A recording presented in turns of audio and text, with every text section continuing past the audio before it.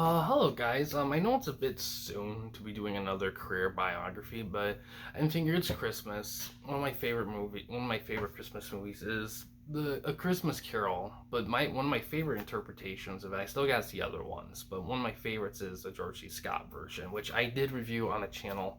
God, it must have been years ago. And I figured, you know what? In a loose tie to that, because let's face it, not all my reviews in December are going to be Christmas reviews. There's just not enough to really get into, really, in my opinion. At least at the moment for me. So I'm going to talk about George C. Scott. um, he's kind of one of my favorite actors, and unfortunately, I don't think he's been in a decent amount of stuff. But I think the fact that he passed away in 1999, I think because he didn't kind of get made any big movies within the 21st century, I think it's hard for people to like learn about him in his film career.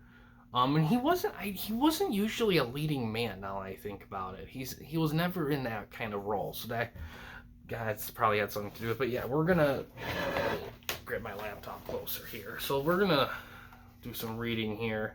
So he was born in 1927, October 18th, in Virginia. And let's see, I'm gonna read a bit of his bio. He, at age of 8, his mom died when he was 8, and his father mostly raised him. At 45, he joined the Marines and spent 4 years, which 4 years with them. He wrote in journalism classes at the University of Missouri, but it was while performing in a play where the acting bug bit him. He said it clicked, just like tumblers in the safe. That's a quote from him. In 57, he landed a role in Richard III in New York. The play was a success and brought him attention of critics. He soon began to work on television, mostly on live broadcasts of plays, which was huge at the time, which is actually a topic I kind of want to talk about in the future. Um, and he landed the role of a crafty prosecutor in Anatomy of a Murder. It was the role that got him his first Oscar nomination for Best Supporting Actor. Interesting. Um, However, he wouldn't really get really. He actually, but despite that, he actually was very critical of the Oscar process. Um, he forced actors to become stars, and the ceremony was little more than a meat market. That's what he quoted on saying. 62 was not a game for Best Supporting Actor, this time opposite Paul Newman in The Hustler, but sent a message saying no thanks and refused the nomination. However, whether he was being temperamental or simply stubborn in his opinion of awards, it did not seem to stop him from being nominated in the future. Let's see here. What was it? I lost my spot. Enemy and The Hustler, followed by The Clever Mystery of the List of Adrian Messenger in 63, in which he starred alongside Kirk Douglas and Robert Mitchum and cameos by major stars at the time. And it was considered a kind of a funny kind of movie or whatever. He also starred as a general in the Stanley Kubrick's comic anti-war film Doctor Strangelove, which it's an awesome movie. I love that movie. This became one of his favorites. He often said that he felt guilty getting paid for it as he had so much fun making it. Another comedy film he made, The Flim Flam Man? Scott playing a smooth-talking car nurse who takes on an apprentice whom he soon discovers has too many morals. Sorry. 3 years followed with some similar movies, and this is a big one. Then he got his big break, the movie he was identifying. He played General Patton in the movie Patton. This was a war movie that came at the end of the decade where anti-war protests had rocked, the nation, all that. The actor's portrayal of the aggressive military act actually drew sympathy for the hero. He won the Oscar this time, but stayed at home watching hockey instead. He made a pair of films in the early 80s were outstanding. The first, which was one I own. I don't know if I talked about this on the channel or not, The Changeling. That's an awesome movie. It's, yeah.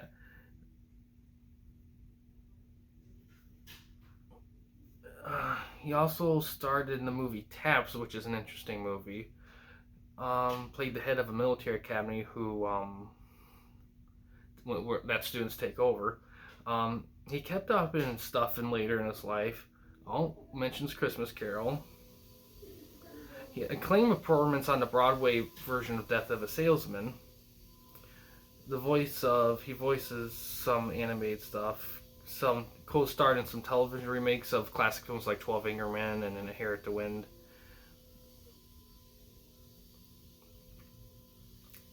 And yeah, let's go over some of his. I don't know if I ever mentioned quotes or trivia before in these career looks. I don't think I have, but let's look at his like focus on movies because in terms of feature films, he's only been in like 38. But he's been in a lot more like TV stuff. He's been in a ton of TV stuff, but we'll keep it simple. Um, looks like the last film he was in was the movie Gloria, which did not do the best. Angus Malice. I'm kind of starting from his most last of it and then going down. I usually don't do that, but it's just easier right here. Exorcist 3, Rescuers, Firestarter. I remember that movie. That's an interesting movie. But yeah, he kind of spread out like after Firestarter, he took like a 6 year like thing from stuff. So he probably kind of mixed in his film work a little bit with like other filming projects like stage work, TV shows, and all that stuff. Formula movie hardcore, that looks interesting. um let's see, it's just some meh movies, nothing like that stands out. New Centurions, that looks interesting. Rage, The Hospital, Patton, yeah. See the Bible in the beginning. Phew. Yeah, Doctor Strangelove, The Hustler. Hustler's a good movie too. Anatomy of a Murder.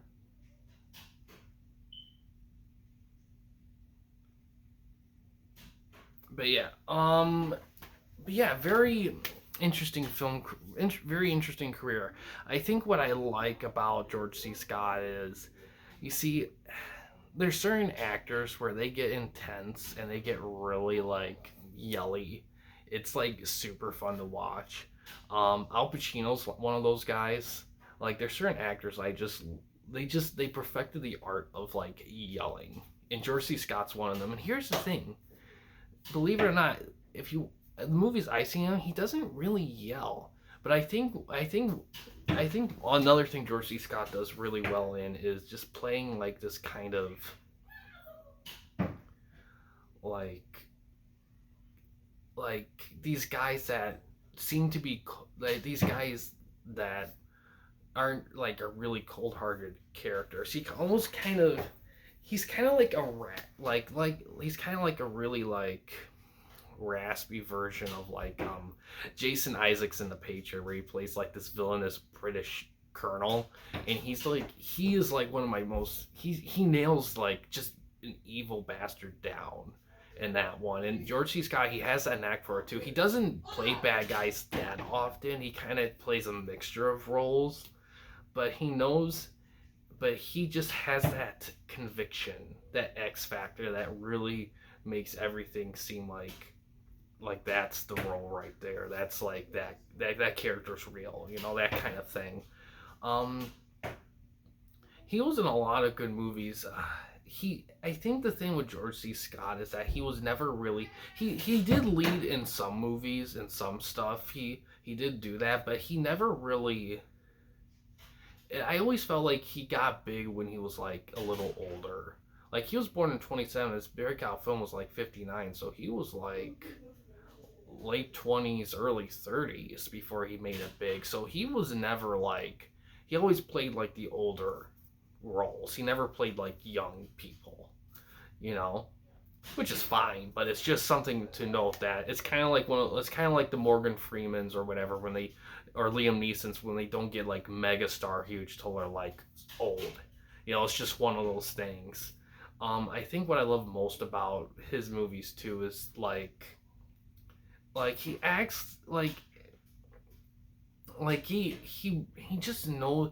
It's weird. Like he performs roles in a way that is is expected, but he does them in a way that feels more genuinely unique. Like, for example, I remember in The Changeling, like the way he that's a great talent of him. Like the way he reacts to stuff is very interesting. Like that Changeling, Christmas Carol, like there's a great scene in it where he's with Past, and I don't know if this is a spoiler or not, but I don't know. I mean, if you really want to see the movie that badly, then go see it. Um, like seriously, it's really good. For a TV movie, it's excellent. One of the best TV movies I've seen, in my opinion. The great thing about it is, what was it? Yeah, he was like he saw the way his dad treated like his younger self, and his expression, and how he just listened to everything, and how he remembered and seeing it all the way his dad treated him. His expression was so good. Like that vibe and the way you saw his face was just super like to this day I have a hard time like I feel it but I don't know what I'm feeling. It is a very tough thing for an actor to accomplish in moments that are very relatable. Like when moments that aren't relatable to most people, you can get away with those kind of reactions. But for moments that are very relatable, to deliver a unique reaction from it, that's talent right there. And that's one of my favorite acting moments, to be honest. Just that scene, just the way he oh, it's so hard to describe. It's like you just feel it. It's just like it's just yeah, I he's a great actor. He's definitely one of my favorites. He's one of my favorite actors that I haven't seen a lot of stuff in. And there are some actors that like that, and a big reason why is just because timing. I mean, when I got first got into films, I threw myself in. So a lot of times, some of the guys I did like, I haven't really got fully into yet because I kind of started slowing down because other interests popped up in my life, like video games and other stuff like that. So, balancing act a little bit. So I don't dive as much in some of those things like I used to, but I still like to though nonetheless. But yeah, overall, he's any any any movie that he's in, and I will admit his library isn't perfect. He's probably been in some stinkers. I haven't seen them, of course, but he has. But any movie that has George C. Scott in it, you at least got one positive in that movie. That George C. Scott is in that movie.